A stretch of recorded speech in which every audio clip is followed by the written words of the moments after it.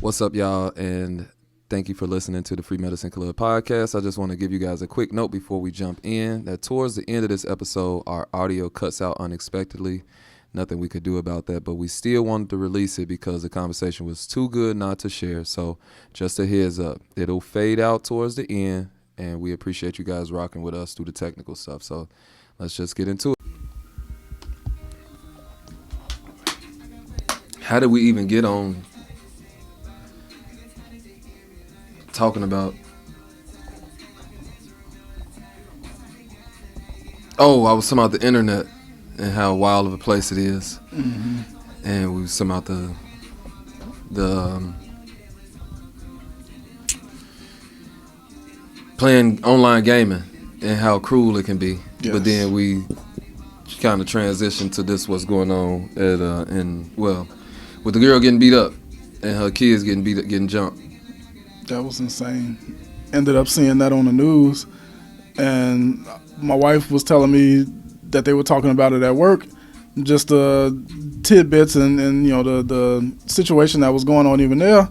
But I'm seeing it on the news, and I'm like, wait, ain't no way these kids just jumping this parent and their child. Like, who let this happen? Like, y'all are supposed to be out of school. Like, there's supposed to be some type of security, safe passage or something. Like, how does this transition at this day and age? Like, how do it get that bad? Like, how did it increase to that level where it was like, and then too, we can turn this down a little bit. It's supposed to be safe passage workers. Like, what are these precautions for? Exactly. Like, if not, I think it's a very upsetting thing. It was very gruesome. I seen the blurred out version on the news too, so that ain't something I would willingly go and watch. Like, that's hard to see, but apparently the city couldn't stand it either, and Exactly. got her out of there too. So I guess that's a good thing, but at the same time, it's like, what if any repercussions will there be if for something like that? Exactly. Even the way that they were talking about it on the news, like, blurring the kids' faces out just so that nobody's able to see. But, like, okay, where's the accountability for the kids? Are they getting suspended from school? Like, are there charges being filed by the parent and the other child? Like, what happens to these kids? Like, what repercussions happens either to them or their parents? Like, something from the top down has to happen. Like, okay, y'all kids out here doing this, well, we have to either fine or charge you or your kid. Because, like, how does that just happen? Yeah, I think we always looking for somewhere to place the blame. Obviously, them kids was in the wrong, that whole situation, but it's something, I tend to think it'd be something deeper going on. Like, between that and the trends, that's basically what they call these mob meetups. That's the code word for these mob meetups is basically, I don't know, it's like, it's something to do. Mm-hmm. From the feedback that I hear from, students that I work with, it's just something to do. So some of them have gone, some of them haven't. You know what I'm saying? I'm sure they say one thing when they in my presence or in our presence, and, they might feel differently. But at the same time, unless you have some way to divert these kids or get their attention in a way that's interesting to them, you really burn money when it comes to, like, keeping stuff from increasing, because that's not the first time something like that has happened. But Absolutely. I think to that extent, like, that's disgusting. Like, that's really something that make your insides churn. But yeah, that's craziness in the news. In other news, we got people stealing ambulances. Just told me that off camera. I'm like, huh? Yeah, that was insane when I seen that. Like, again, like, my wife was coming home from her job doing security at Rush and then coming back this way, and she was like, hey, the police are going past the bus. Wait, there's a guy in an ambulance. They chasing him. Like, wait, what is going on? She saw it in real time? Yeah. So while she was on the bus coming down Chicago Avenue, she's literally seeing what's happening. And I ended up waking up the next morning seeing everything on the news. Like, my sister, her husband was calling her, telling her, like, she was picking up my niece, stay off Chicago Avenue, wherever you at, take a different route, come, the back way back to the house, because Chicago Avenue is just jammed up. Some lunatic stole an ambulance. and it's going crazy. Like helicopters all over the place, and I'm like, boy, what the heck? That's really some Grand Theft Auto stuff. Like between both of these happenings, this some like GTA type modded type situation. Because then it's like, where is the real repercussions for stuff like that now? I feel like with that, most of this stuff come down to, and I think that's a big hot button topic, mental health. But I don't like to talk about mental health in the traditional sense, because like having a religious background too, Mm-hmm. it's like piecing all of those things together. You kind of I've seen and been in situations where it's like, if is it a mental health thing or is it a demon? And regardless of what it is, what can you do about it? What Right. can we do about it as, believers, as people of faith? What can we do about this? And, that's still a question mark somewhere for me, Mm-hmm. on a grander scale. Like, I haven't seen a real answer to that. And I think it's now more than ever when we see the increases of stuff like this happening, it's either spiritual or mental, and mental is even spiritual, because mental is not necessarily a physical place that you can, physically see. So Mm-hmm. it all come down to me to something spiritual. So, if we can rectify those type of things and being able to address that, and I think there's a lot of organizations that do, but for how I see believers and the level of ecstaticness that people be having about their faith, helping people who need that kind of help, I don't see that in mass. Yeah. I don't see people helping those kind of, like, people who obviously manifest in something that's out of the ordinary and involuntary. Mm-hmm. I think one, it has to be a combination of the two. Of course, the wisdom of understanding and discerning what's spiritual things and when to be able to say, okay, this is something that's diagnosable, and you have a chemical imbalance, or you have something that's going on with your body that's not supposed to be normal or natural. How our bodies are supposed to be able to function, and all our parts and everything just kind of click and flow how it's naturally supposed to be. But at times understanding, like, okay, what part of that is also spiritual? What part of that is what door was opened for that thing to be able to have access to you? Is that something that's in your bloodline? Is that something that family did years and years ago? There's just something never got corrected, or is that did you go and see a movie that you shouldn't have? Did you you never know whatever the situation is, but there's doors and portals that open up to us. And Bible talks about protecting our gates, our gates, our ear gates, what we listen to, what we watch, what we say ourselves. Out of the abundance of the heart, the mouth speaks. So whatever is inside of you, trees are being planted, and at some point something manifests out of that. And is it going to be something spiritually good or something spiritually negative? But everything that manifests, physically before us, is something that's affected by a spirit. Okay. Yeah.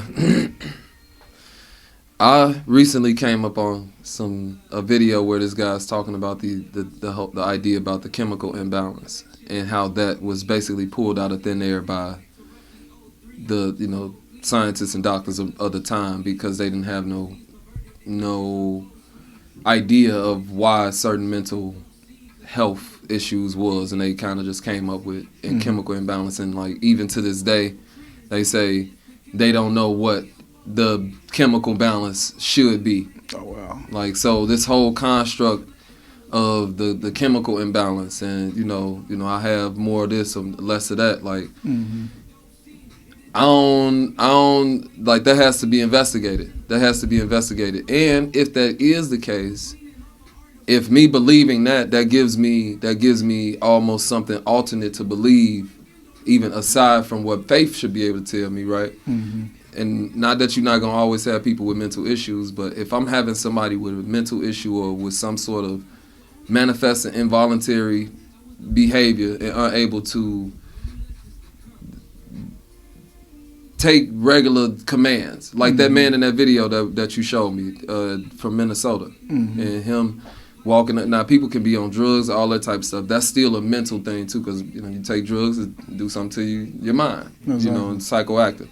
But in those situations, like these people are obviously having. This man has something going on in his.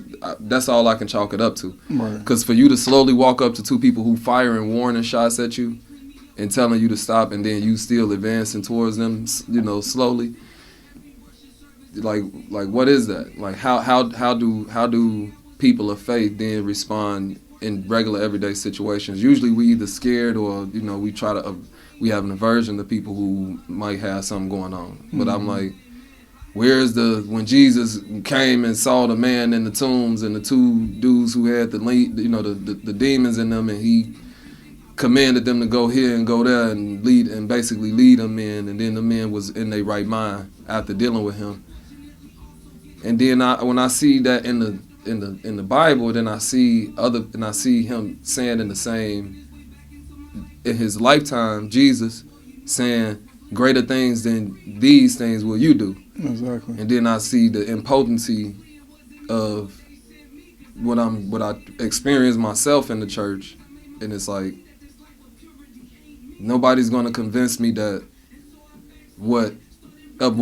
against what he's saying. Like, ain't no way we shouldn't be able to call a thing and cast it out. I think the idea, and even in Jesus dealing with that thing, he asked it what it was. Mm-hmm. Like, what's your name? Like, he looking for the defining things, and so defining of terms and conditions and things like that is all good. But when we settle on those things, and it's like, oh, that's a way to just explain that away. Like, I don't know. Like, can we take kids out of environments that's fostering the things that you just said, where their ear and eye gates might be open, or spiritual stuff that's unforeseen? Are we still working though with something that's more powerful than that can speak to that and say, And my thing is like, and it ain't this whole demonstrative show. Mm-hmm. You know what I'm saying? Like, where is that at? Yeah, I believe that as a whole, like just a church in general,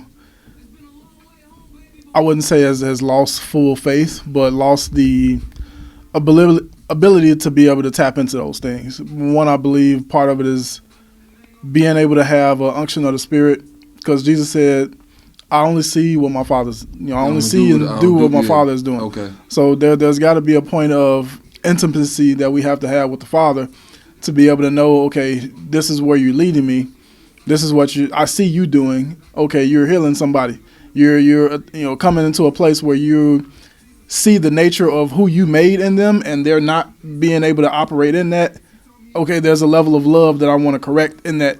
So being able to have that mentality is like, okay, I see every person that I come in contact with as God's child, and how do I, as an ambassador in heaven, from on earth to connected to heaven, how do I get what God wants for that person's life to be what it's supposed to be?